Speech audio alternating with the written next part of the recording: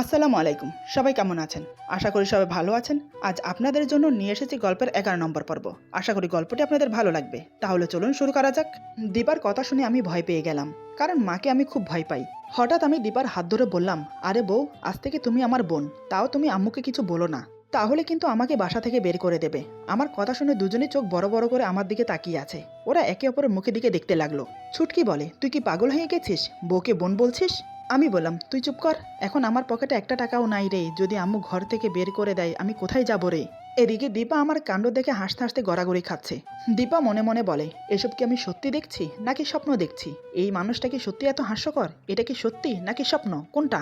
আমার এই নেকা কান্না দেখে ছুটকি বলে, এই নে তোর টাকা। তাও এভাবে কান্না করিস না ভাই, তোর কান্না আমার সহ হয় না। আমি চট করে টাকাটা হাতে নিয়ে বললাম, হা হা হা, আমার টাকা আমি পেয়ে গেছি, হা হা হা। ছুটকি অবাক হয়ে বলে, বাটপার, চিটার, তুই আমার সাথে চিট করলি? তার মানে তুই এতক্ষণ ধরে অভিনয় করছিলি? তোকে তো আমি। কথাটা বলে ছুটকি আমাকে মারতে আসলো, কিন্তু আমি ওর হাতের নাগালের বাহিরে চলে গেলাম। ছুটকি অনেক চেষ্টা করলো আমাকে ধরতে, কিন্তু পারলো না। ছুটকি আবার আমার পিছনে আসতে চাইলে দীপা ওর হাত ধরে ফেলে। দীপা বলে, আরে মন খারাপ করে কি হবে বলো তো? সুযোগের সদ্ব্যবহার করবে। এখন তো ওনার সাথে পারছো না, যখন সুযোগ পাবে তখন ইচ্ছে মতো পিটাবে। এখন আসো আমরা বাড়িটা ঘুরে দেখি। আমি বললাম, আমিও তোমাদের সাথে বাড়িটা ঘুরিয়ে দেখাই। আমি একা একা বসে থেকে কি করব? বোরিং লাগবে তো আমার। ছুটকি বলে, না তুই আসবি না। আমি বললাম, ওকে। তারপর ওরা দুজন যাচ্ছিল। ছুটকি আগে আগে, দীপা ছুটকির পিছে যাচ্ছে। আমিও দীপার পিছু নিলাম। আমি যতই না বলি না কেন, ঠিকই ওদের সাথে যাচ্ছি। আমি দীপার পিছু যেতে যেতে ওকে ডিস্টার্ব করছি।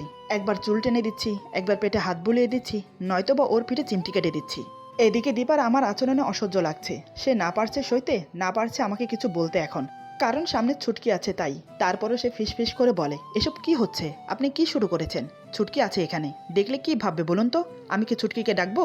আমিও ফিসফিস করে বললাম, এই তুমি এত আনরোমান্টিক কেন বলো তো? আমি যেটা করছি আমাকে করতে দাও। চুপচাপ ওর সাথে সাথে বাড়িটা ঘুরে দেখো। আমাকে আমার মতো মজা করতে দাও, নয়তো কিন্তু রাতে। দীপা বলে, উফ, ভালো লাগে না। আমি বললাম, ভালো না লাগলেও সহ করতে হবে। তারপর দীপা কোনো কথা না বলে ছুটকির সাথে ঘুরে ঘুরে বাড়িটা দেখতে লাগলো। দীপা মনে মনে বলে, সত্যি বাড়িটা খুব সুন্দর, কিন্তু এই লোকটা আস্ত একটা খাচ্চর।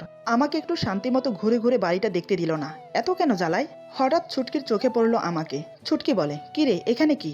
আমরা বাড়ি ঘুরে ঘুরে দেখছি, আর তুই এখানে কি করছিস আমাদের পিছু পিছু? আমি বললাম, আমি তো তখন থেকেই এখানে, তুই হয়তো দেখতে পাসনি, তাই হয়তো এখন দেখেছিস। এখন তোরা বাড়ি ঘোরাঘুরি কর, আমি আমার মতো কাজ করি। দীপা আমার মতলব বুঝতে পেরে বলে, এই ছুটকি, তুমি আমার পিছু পিছু থাকবে আর আমি তোমার সামনে সামনে থাকবো। আমি বললাম, এটা কেমন কথা? তুমি তো এ বাড়ির কিছুই চেনো না, হঠাৎ করে কোন দিকে চলে যাবে তখন? দীপা বলে, দেখুন, আমি ছোট বাচ্চা না যে এই বাড়ি থেকে নিখোঁজ হয়ে যাব, তাই আপনি টেনশন না করে রুমে গিয়ে শুয়ে শুয়ে টিভি দেখতে পারেন, আর আমাকে আমার মতো থাকতে দিন। ছুটকি এতক্ষণে বুঝতে পারলো ব্যাপারটা। ছুটকি বলে, ও, বুঝতে পেরেছি। তার মানে ওই বদমাসটা এতক্ষণ তোমার পিছু পিছু এসে তোমাকে ডিস্টার্ব করছিল। তুমি আমাকে ডাকলে না কেন? তাহলে দেখতে মজা কাকে বলে। দাঁড়াও, আমি আম্মুকে এখন গিয়ে বলে দিচ্ছি, আমাদের শান্তিমতো ঘুরতে দিচ্ছে না। ছুটকির কথা শুনে আমি এক সেকেন্ডও দাঁড়ালাম না, দৌড়ে বাড়ির ভিতরে চলে গেলাম। আমার এই কাণ্ড দেখে ওরা হাসছে। তারপর ওরা পুরো বাড়ি ঘুরে ঘুরে দেখলো। দীপা মনে মনে বলে, কি সুন্দর একটা বাড়ি। আমার মতো গরিব ঘরের মেয়ের কপালে কি সারা জীবন এই সুখ থাকবে, নাকি দুই একদিনের মায়ায় জড়িয়ে আবার চলে যেতে হবে? কিন্তু চিন্তা একটাই, আমি কি এই বাড়ির সবার মনের মতো হতে পারবো? যদি হতে না পারি, তাহলে হয়তো আমাকে এই বাড়ির মায়া কাটিয়ে চলে যেতে হবে। যেহেতু এখন আমি এই বাড়িতে আসিনি, তাই এখন চলে গেলে কোনো সমস্যা হবে না। কিন্তু যখন এবারে সবার প্রতি মায়ায় পড়ে যাব, তখন তো তাড়িয়ে দিলে অনেক কষ্ট হবে। দীপাকে ভাবতে দেখে ছুটকি বলে, এই ভাবি, কি ভাবছো? এরকম আনমনে হাসছো কেন? একটু হলেই তো পড়ে যেতে। ছুটকির কথায় দীপা বাস্তবে ফেরে। সামনের দিকে তাকিয়ে দেখে সে একদম সুইমিং পুলের সামনে, এক পা এগোলে সোজা পানিতে। এমন সময় আমাকে আসতে দেখে। আমি এসে বললাম, দেরি হয়ে যাচ্ছে কিন্তু, আম্মু তোমাকে ডাকছে, খাবার রেডি। মনে হচ্ছে তুমি এখানে এসে সব ভুলে গেছো। দীপা আমার দিকে অবাক হয়ে তাকিয়ে আছে। সে বুঝতে পারছে না আমি কি বলতে চাইছি। দীপা আমার চোখের দিকে তাকিয়ে বুঝতে পারলো আমি ওকে কি বলতে চাইছি। তারপর সে না দাঁড়িয়ে তাড়াহুড়ো করে বাড়ির ভিতরে যেতে লাগলো। দীপাকে এভাবে ভাগতে দেখে ছুটকি বলে, আরে ভাবি, কি এমন হয়েছে যার জন্য এত তাড়াহুড়ো করে চলে যাচ্ছ? পড়ে যাবে তো। ভাইয়া, তুই তোর বউটাকে সামলাতে পারিস তো নাকি? আমি বললাম, চুপ কর, ও বাচ্চা মেয়ে না যে পড়ে যাবে। দীপা বুঝতে পারলো ওর কথা ওকে ফিরিয়ে দিচ্ছি। দীপা আমার দিকে তাকিয়ে মনে মনে বলে, তার মানে উনি আমার কথা আমাকে শোধ দিচ্ছে, তাই তো? আমিও দেখে নেব বাছাধন কত দূর যেতে পারো। দীপা ড্রয়িং রুমে এসে দেখে মা খাবার টেবিলে বসে আছে। সে বুঝতে পারে আমাদের জন্য অপেক্ষা করছে। দীপা এগিয়ে গিয়ে বলে, আরে মা, আমাদের জন্য অপেক্ষা করার কি আছে? আরো আগে ডাকলেই পারতেন। মা বলে, আরে পাগলি মেয়ে, ওসব কিছু না, এখন চুপচাপ বসে পড়। দীপা বলে, না, আপনারা বসুন, আমি খাবার সবাইকে বেড়ে দিচ্ছি। চুটকি বলে, এটা হয় না, তুমি আমাদের বাসায় নতুন মেহমান। যেহেতু তুমি পার্মানেন্টলি এই বাসায় আসোনি, তাই তুমি এখন মেহমান। যখন পার্মানেন্টলি আসবে তখন দেখব কত করতে পারো। এখন আমি খাবার বেড়ে দিচ্ছি, তুমি বসো আর চুপচাপ খেয়ে নাও। দীপা আর কিছু না বলে চুপচাপ একটা চেয়ার টেনে বসে পড়ে। আমি তার অপোজিট পাশের চেয়ারে বসেছি। দীপা মাত্র খাওয়া শুরু করেছে, এরই মধ্যে আমি পা দিয়ে ওর পায়ের উপর রেখে ঘষতে থাকি, ওর আঙ্গুলের ফাঁকে আঙ্গুল গলিয়ে টানতে থাকি। এদিকে দীপার খুব অসহ্য লাগছে, খাবার খেতে বসে যে এমন করব আমি, সেটা সে বুঝতে পারেনি। দীপা মনে মনে ভাবছে, ওনাকে মাথায় তুলে সুন্দরভাবে একটা আছাড় দিয়ে কোমরটা ভেঙে দিতে পারতাম, তাহলে মনে একটু শান্তি পেতাম। কিন্তু দুঃখের বিষয়, এটা করতে গেলে আমার সমস্যা হবে। একই তো শক্তি নেই, আবার যদি কোমর ভেঙে যায় তাহলে আমাকেই সেবা করতে হবে। দূর, ভাল লাগে না। দীপা চোখের ইশারায় বলে, এসব কি হচ্ছে? আমিও ঠিক চোখের ইশারায় বুঝিয়ে দিলাম, কই কিছু না তো। দীপার খুব রাগ হচ্ছে, ইচ্ছে করছে খাবার টেবিল থেকে উঠে যায়, কিন্তু সবার সামনে সেটা করতে পারছে না। দীপা আবার মনে মনে বলে, তখন থেকে জ্বালাচ্ছে, এখন আবার জ্বালানো শুরু করেছে। খেতে বসেও শান্তি নেই। তারপর কোনো রকম খাওয়া শেষ করে তাড়াহুড়ো করে চেয়ার থেকে উঠে পড়লো, কারণ আমি এমন করছি দেখে। দীপাকে তাড়াতাড়ি উঠতে দেখে মা বলে, কিরে মা, কি হয়েছে, এরকম তাড়াহুড়ো করছিস কেন? দীপা ভুল করে মুখ ফুসকে বলে ফেলে, তেমন কিছু না, একটা বিড়াল। কথাটা বলে জিভে কামড় দিয়ে দাঁড়িয়ে পড়ে। মা বলে, আরে মা, আমাদের বাড়িতে বিড়াল নেই, তাহলে খাবার টেবিলের নিচে বিড়াল আসবে কিভাবে? দীপা আমার দিকে তাকিয়ে দেখে আমি রাগিত চোখ নিয়ে ওর দিকে তাকিয়ে আছি। আমি ওকে এটাই বোঝাতে চাইছি আমাকে যেন বিড়াল না বলে। দীপা আমার দিকে তাকিয়ে বলে, মা তাহলে এটা কি হবে, বিড়াল না হলে? ছুটকি বলে, ওটা ছোটবেলা থেকে অনেক বড় বিড়াল, তাই একটু ডিস্টার্ব করবেই, সেটা তোমাকে মেনে নিতে হবে। কথাটা বলে ছুটকি মুখ টিপে টিপে হাসছে। তার মানে ছুটকি বুঝে গেছে সবকিছু। আমার প্রচুর রাগ হতে লাগলো দীপার প্রতি, তবে মায়ের সামনে কিছু বলতে পারছি না। মা বলে, কি রে, কি বলছিস তোরা এসব? আমি তো কিছুই বুঝতে পারছি না। ছুটকি বলে, আম্মু তোমাকে কিছু বুঝতে হবে না, খাওয়াটা শেষ করো। মা বলে, তোরাও না, কখন কি বলিস, সবকিছু আমার মাথার উপর দিয়ে চলে যায়, কিছুই বুঝতে পারছি না। তারপর সবাই খাওয়া দাওয়া করে যার যার রুমে চলে গেল। এদিকে দীপা ভাবছে, আরে সবাই সবার রুমে চলে গেল, তাহলে আমি কোথায় যাব? এমন সময় আমি এসে হঠাৎ ওর হাত ধরে টানতে টানতে উপরের দিকে নিয়ে যেতে লাগলাম। দীপা বুঝতে পারলো আমি ওকে আমার রুমে নিয়ে যাচ্ছি। দীপা বলে, আরে আস্তে, এত তাড়াহুড়ো করার কি আছে, ব্যথা পাচ্ছি তো হাতে, একটু আস্তে ধরুন। আমি ওর কোনো কথা না শুনে টানতে টানতে রুমে নিয়ে এলাম। দীপা বুঝতে পারলো আমি রেগে আছি, কারণ আজও আমাকে জায়গায় জায়গায় অপমান করেছে। আমি ওকে রুমে এনে বিছানার উপর ছুঁড়ে ফেলে দরজাটা বন্ধ করে দিলাম। দীপা বলে, কি করছেন এসব, মাথা ঠিক আছে তো আপনার? এতক্ষণ তো ঠিক ছিল, এখন আবার কি হলো? আমি কোনো কথা না বলে এক পা করে ওর দিকে এগিয়ে যাচ্ছি। দীপা বিছানা থেকে চট করে উঠে এক পা করে পিছিয়ে যেতে লাগলো। দীপা পিছিয়ে যেতে যেতে দেয়ালের সাথে পিঠ ঠেকে গেল ওর। এদিকে আমি একদম ওর কাছাকাছি চলে এসেছি। যতটা কাছাকাছি আসলে একে অপরের হার্টবিটের শব্দ শুনতে পাই। আমি দীপার দু বাহুর পাশের দেয়ালে হাতে ঠেস দিয়ে দাঁড়িয়ে আছি, যাতে দীপা নড়াচড়া করতে না পারে। আমার মুখটা ওর মুখের এতটাই কাছাকাছি এনেছি, মনে হচ্ছে এখনই এক হয়ে যাবে। এদিকে দীপা ভয়ে চোখ বন্ধ করে নিয়েছে। হঠাৎ সে অনুভব করলো আমার নাক দিয়ে ওর নাকে ঘষাঘষি করছি। ওর যেন অন্যরকম একটা অনুভূতি হতে লাগলো। ওর বুকে ধুকধুকানি অনেকটা বেড়ে গেছে। মনে হচ্ছে কোনো কাঠমিস্ত্রি তার হাতুড়া দিয়ে ওর হার্টবিটে অনেক জোরে জোরে পিটাচ্ছে। এতটাই জোরে জোরে আওয়াজ হচ্ছে, সে আওয়াজ আমি স্পষ্ট শুনতে পাচ্ছি। দীপা অনেক জোরে জোরে নিঃশ্বাস নিতে থাকে। কেন জানি আস্তে নিঃশ্বাস নিতে পারছে না ও। সে যতই চাচ্ছে স্বাভাবিক হতে, কিন্তু পারছে না। হঠাৎ আমি এক হাতে ওর পেট অনেক জোরে চেপে ধরি। এতেই দীপা ভয়ে কান্না করে দিল। সে চোখ দুটো খুব শক্ত করে চেপে বন্ধ করে রেখেছে, কারণ আমি পেটে চেপে ধরাতে সে ব্যথা পাচ্ছে। সেদিকে আমার কোনো খেয়াল নেই। হঠাৎ আমি ওকে ছেড়ে দিয়ে কোলে তুলে নেই। দীপা খুব শক্ত করে আমার গলা জড়িয়ে ধরে, না জানি আমি কি করে বসি সেটা ভেবে। দীপা বলে, প্লিজ এখানে এরকম কিছু করবেন না। মা আর ছুটকি কি ভাববে বলুন তো? আপনার যা ইচ্ছে বাসায় গিয়ে না হয় করবেন। এই বলে দীপা নামার জন্য লাফালাফি করতে লাগলো। আমি বললাম, যদি আরেকবার লাফালাফি করো তো সোজা কোল থেকে ফেলে দিয়ে কোমর ভেঙে দেব। তখন লাফালাফি করা তো দূরের কথা, হাঁটতেও পারবে না। দীপা বলে, এই না না, এসব কিছু করবেন না প্লিজ, এরকম কিছু করবেন না এখানে। আমার এখন এসব করার কোনো ইচ্ছে নেই, বোঝার চেষ্টা করুন, আপনি একটু শান্ত হয়ে বসুন। আমি বললাম, তুমি তো আমাকে শান্তিতে থাকতে দিচ্ছ না। এত কিউট কেন তুমি, এত কিউট কেন? তোমাকে দেখলে তোমার উপর আলাদা একটা অনুভূতি জাগে কেন? তুমি এত সুন্দর কেন বলো তো আমাকে? দীপা বলে, উফ, সেটা আমি কিভাবে বলবো আমি এত সুন্দর কেন? যদি আমার সুন্দরের উপর আপনার হিংসা হয় তাহলে আমার মুখে কালি মেখে দিন। আমি বললাম, এখন চুপচাপ থাকো, আমরা এখন রোমাঞ্চ করব, তারপর গোসল করে বাসায় চলে যাব। দীপা বলে, আমার এখন গোসল করার কোনো ইচ্ছে নেই। আমি বললাম, তাহলে আর কি, তুমি করো না গোসল, কিন্তু আমি করব, তাই আমাকে আমার কাজ করতে দাও। আর তুমি চুপচাপ শুয়ে থাকো। কথাটা আমি ওকে চোখ মেরে বললাম। এদিকে দীপার অসহ্য লাগছে, কিন্তু আবার ভালোও লাগছে আমার এরকম ভালোবাসা দেখে। দীপা বলে, এই না না, একদম না, এসব কিচ্ছু করবেন না, আমার গোসল করতে এখন ভালো লাগছে না, পরে গোসল করব। ওর কথা মনে হয় আমার কান অবধি পৌঁছেছে কিনা সেটাই সে বুঝতে পারছে না। আমি ওকে কোলে করে নিয়ে গিয়ে বিছানায় শুয়ে দিয়ে ওর উপর শুয়ে পড়ি। দীপা বলে, উফ, আপনাকে আমি সহ করতে পারি না। আপনার ওজন পুরোটাই আলুর বস্তা, আর সেই আলুর বস্তা যদি আমার উপর শুয়ে থাকে তাহলে তো আমি ভর্তা হয়ে যাব। প্লিজ উঠুন। কে শুনে কার কথা, আমি ওর ঠোঁট জোড়া আমার ঠোঁটের দখলে নিয়ে নিলাম, অনেক গভীরভাবে চুম্বন করতে লাগলাম। দীপার ঠোঁট চোষাতে সে ছটপট করতে লাগলো, কিন্তু বেশিক্ষণ ছটপট করতে পারলো না। যখন আমার গভীর চুম্বন ওকে নাড়া দিয়ে যাচ্ছে তখন সে এমনিতেই থেমে গেছে। সে এক হাত দিয়ে আমার চুল মুষ্টিবদ্ধ করে নিল এবং অন্য হাত দিয়ে আমার পিঠ খামচে ধরলো। আমি ওর ঠোঁট ছেড়ে দিয়ে ওর গলায় নিজের ঠোঁট জোড়া বসিয়ে দিলাম। দু হাতে ওর বুক চেপে ধরে আছি। দীপার নিঃশ্বাস ঘন থেকে ঘন হতে লাগলো, শরীর থেকে আগুনের লাভা যেন উপচে পড়ছে। এতটাই উত্তেজিত হয়ে আছে দীপা। আজ আমার ভালোবাসা অন্যরকম একটা শিহরণ বয়ে দিচ্ছে ওর মনের ভেতর। সে শুধু চুপচাপ আমার স্পর্শগুলোকে অনুভব করতে লাগলো। আসলে ভালোবাসার অনুভূতি যে কিরকম হয় সেটা সে আজ পর্যন্ত জানে না। কোনোদিন এরকম কারো সংস্পর্শে আসেনি সে, আজকেই প্রথম।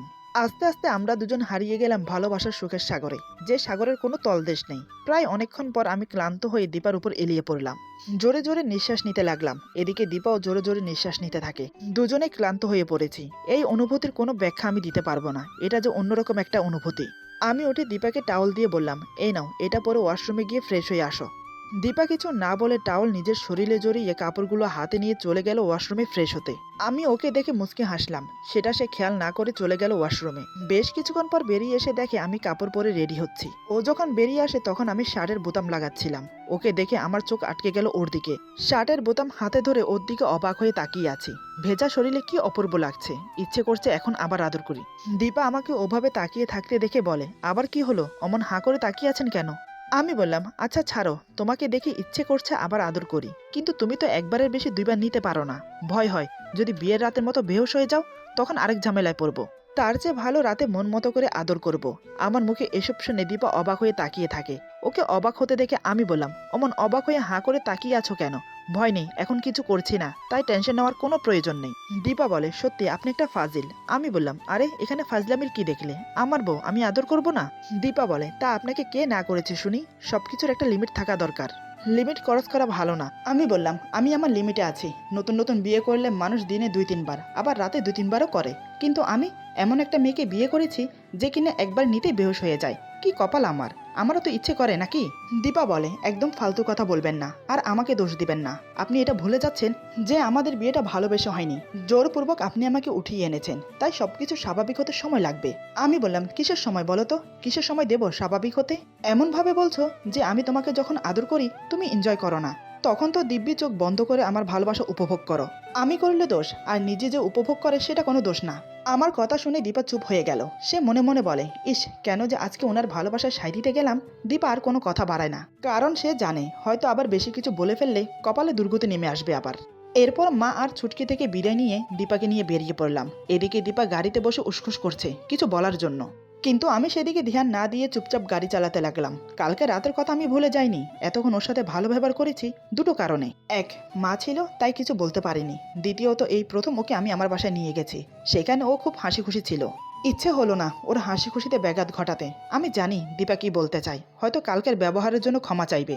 বাসায় থাকতে তো চটাং চটাং কথা বের হচ্ছিল মুখ দিয়ে, এখন তাহলে কি হলো, সামান্য ক্ষমা চাইবে, তার জন্য এত ভাবনা চিন্তা? তুমি যতই ক্ষমা চাও, আজ রাতে তো আমি তোমাকে ছাড়ছি না। দীপা এতটাই ভাবনায় ডুবেছিল, গাড়ি যে আমার বাড়ির দিকে না গিয়ে ওর বাড়ির দিকে যাচ্ছে সেটাও খেয়ালই করলো না। আমি ওর বাসার সামনে এসে গাড়ি দাঁড় করিয়ে বললাম, এই নাও, তোমার বাসা চলে এসেছে। এই কথা শুনে সে চমকে উঠে আমার দিকে তাকালো, তারপর বাইরের দিকে তাকিয়ে দেখে ওর বাসার সামনে গাড়ি এসে থেমেছে। এটা দেখে খুব আশ্চর্য হলো সে। 3 মাস অন্তত একবার আসার কথা ছিল, এখন মাস না হতে ওকে এখানে নিয়ে আসলাম কেন? আমি বললাম, কি হলো, যাও বাসা গিয়ে মা আর ভাইয়ের সাথে দেখা করে আসো, আমি এখানে অপেক্ষা করছি। দীপার চোখ খুশিতে চকচক করে উঠল, খুশির চোটে চোখ দিয়ে পানি গড়িয়ে পড়তে লাগলো। সে যেন আমাকে কিছু বলার ভাষাই হারিয়ে ফেলেছে, তাই সে কিছু না বলে চলে গেল বাসায়। বাসায় প্রবেশ করতেই ওর মা ওকে দেখে অবাক হয়ে যায়, সাথে সাথে মেয়েকে জড়িয়ে ধরে কান্না করে দেয়। যে মেয়েকে একদিন না দেখে থাকতে পারে না, সেই মেয়েকে 1 মাস না দেখে মায়ের কি হাল হয় সেটা একমাত্র মাই জানে। প্রায় অনেকক্ষণ মা আর ভাইয়ের সাথে কথা বলল। আমি যে বাহিরে ওর জন্য ওয়েট করছি সেটা সে ভুলেই গেছে। এদিকে আমি ওয়েট করতে করতে অধৈর্য হয়ে পড়েছি। প্রায় 3 ঘন্টা হতে চলল, দীপার কোনো খেয়ালই নেই আমি যে বাহিরে আছি। হঠাৎ ওর ভাই বাহিরে এসে আমার গাড়ি দেখতে পেয়ে আবার বাড়ির ভিতরে চলে যায়। বাড়ির ভিতরে গিয়ে দীপাকে বলে, জানিস আপু, বাইরে ইয়া বড় কালো কালারের BMW গাড়ি দাঁড়িয়ে আছে। কে জানি কে এসেছে এই গাড়িটি করে, যার গাড়ি সে নিশ্চয়ই অনেক বড় লোক। এই কথা শুনে দীপার মাথায় হাত। আমি যে ওর জন্য ওয়েট করছি বাহিরে সেটা সে ভুলেই গেছে। না জানি আজ ওর কপালে কি আছে। মাকে বলে, মা আমাকে এখন যেতে হবে, আমার হাতে আর একটুও সময় নেই। মা বলে, আর একটু থেকে গেলে হতো না? দীপা বলে, না মা, এমনিতে অনেক লেট হয়ে গেছে।